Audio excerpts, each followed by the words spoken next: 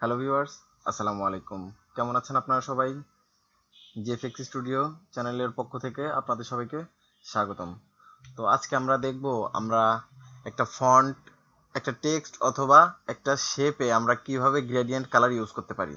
আপনারা হয়তো অনেকেই দেখতে পারেন যে আপনার একটি টেক্সটের বা একটা লেখায় কালার নিতে, কালারে যদি আপনারা গ্রেডিয়েন্ট কালার ইউজ করেন, সেখানে আপনারা নানান সমস্যার ফেস করতে পারেন। তো আমরা সেই সমস্যারই সমাধান আজকে দেখব। তো চলেন মূল ভিডিওতে চলে যাই।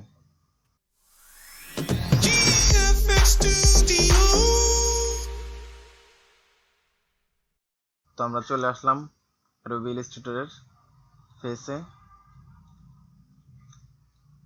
তো আমরা এখানে সর্বপ্রথম একটি টেক্সট নিব। আমরা এখানে যে কোনো একটি টেক্সট নিলাম।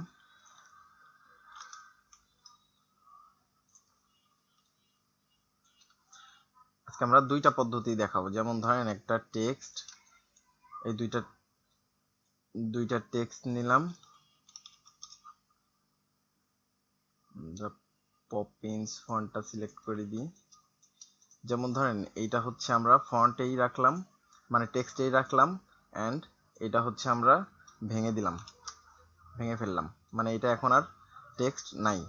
তো আমরা ধরেন আমরা চাইলেই এই টেক্সট অথবা এই টেক্সটটা, এটা তো এখন আর টেক্সট নাই, এটা তো এখন শেপ হয়ে গেছে। তো এখন ধরেন এইটা আমরা ইচ্ছা হইলে কালার চেঞ্জ করে ফেলতে পারি, বা এইটাও ইচ্ছা হইলে কালার চেঞ্জ করে ফেলতে পারবেন।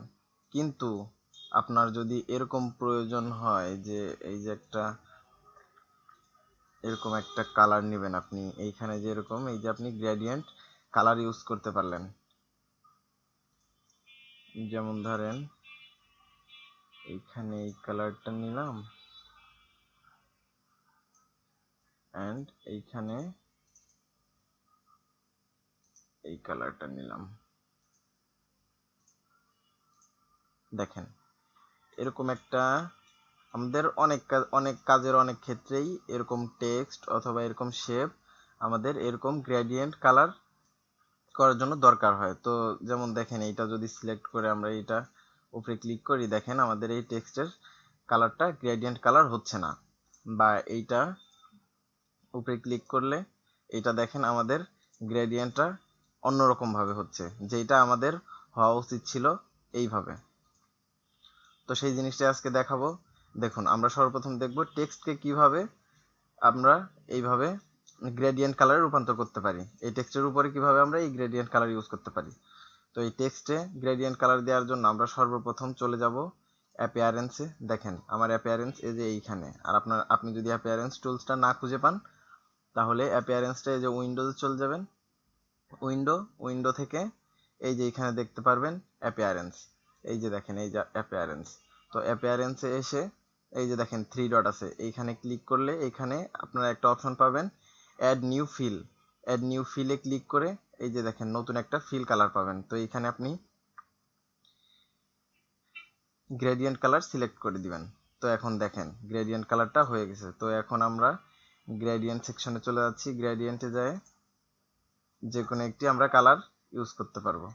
যেমন ধরেন এইখানে যদি এই কালারটা দেই, অ্যান্ড এইখানে এই অ্যাঙ্কর পয়েন্টে আমরা অন্য কালার দিলাম, যে কোনো কালার ইচ্ছা ইউজ করতে পারি। দেখেন দেখেন এই গেল হচ্ছে আমাদের টেক্সটের, অ্যান্ড এটা তো শেপ, এইটার কালার চেঞ্জ করবেন কিভাবে, এইটার গ্রেডিয়েন্ট কালারটাও সেম একইভাবেই আনবেন। এইটারও সর্বপ্রথম আপনারা চলে যাবেন এই যে অ্যাপিয়ারেন্সে গিয়ে থ্রি ডট থেকে অ্যাড নিউ ফিল, এখান থেকে এই যে দেখেন একটা নিউ ফিল পাবেন। এইখানে আপনারা কালারটা গ্রেডিয়েন্ট কালার নেবেন। দেখেন এখানে অনেক কালার আছে, সলিড কালার এক কালার আছে, এখান থেকে আপনারা গ্রেডিয়েন্ট কালারটা নেবেন। গ্রেডিয়েন্ট কালারটা নেওয়ার পরে জাস্ট এই যে গ্রেডিয়েন্টে চলে যাবেন। গ্রেডিয়েন্টে গিয়ে এখানে আপনারা জাস্ট যেই কালারটা দিবেন সেই কালারটা সিলেক্ট করে দিবেন। এখানে ডাবল ক্লিক করলেই আপনারা এখানে কালারটা চেঞ্জ করতে পারবেন। যেমন ধরেন এইখানে এই কালারটা দিলেন, বা এখানে এই কালারটা দিলেন, অ্যান্ড অন্য অ্যাঙ্কর পয়েন্টে এই কালারটা দিলেন। তো এখন দেখেন